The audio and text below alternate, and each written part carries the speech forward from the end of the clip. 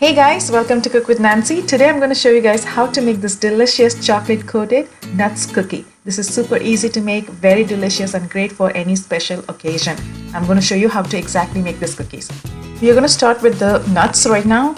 20 grams of pecans or walnut, 20 grams of almonds, that is whole almonds, and 15 grams of silver almonds. Now I'm going to place it in the baking tray lined with the parchment paper because we are going to toast it. Now I'm going to roughly chop these nuts and then I'm going to place it in the parchment paper as well. Together I'm going to bake this at 350 degree Fahrenheit for 5 to 7 minutes depending on your oven temperature. You want to have this light brown, don't burn it. Once it is toasted, remove it from the sheet and set it aside in a small bowl to prevent from burning. In a large bowl I'm going to add 140 grams of soft butter, room temperature, quarter of a cup sugar, granulated sugar, and quarter teaspoon salt or as needed. Mix until combined well. Now you don't want to overmix this.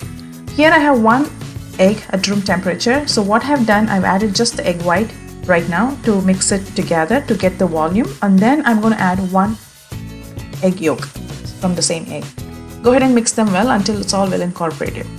Now to this I'm going to add 1/3 of a cup almond flour. This is a regular almond flour that we buy from store, or you can even make it at home.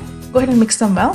Here I have 1/4 of a cup flour. So what I'm going to do, I'm going to add just 130 grams, which is 1 cup of a flour in batches, and combine them well and reserve the quarter cup of flour for later use.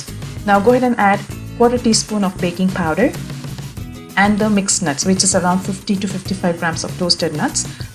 Just make sure you weigh them before you add. Mix it on low speed to combine. Just make sure you mix it on low speed so the nuts don't get all crumbled. Once it is all well combined, now we are going to use our hand to bring the dough together, or even the spatula. Go ahead and mix the dough together, and now I'm going to add the reserved quarter of a cup flour in batches. Add a little bit at a time and mix them together. For any reason, if your dough is very soft, you can add a little more extra flour. That's totally fine. This cookie is very forgiving. It will be fine. Now once the dough comes together, here I have 2 pieces of butter paper, butter sheet, or even parchment paper, that's fine.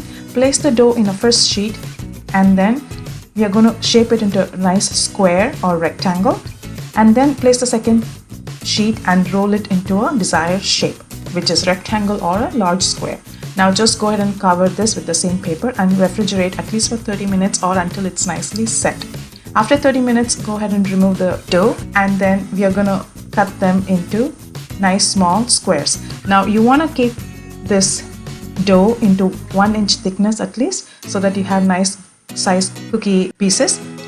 Now go ahead and cut them into small squares, and then I'm going to place the squares into a cookie sheet that is lined with the parchment paper. My oven is preheating at 350 degree Fahrenheit. When you place the cookie doughs in the cookie sheet, just make sure you space them out a little bit. It's not going to get bigger in size, but still, since we have a little bit of baking powder, it's going to expand or get bigger. So just space it out a little bit, that way it doesn't stick together.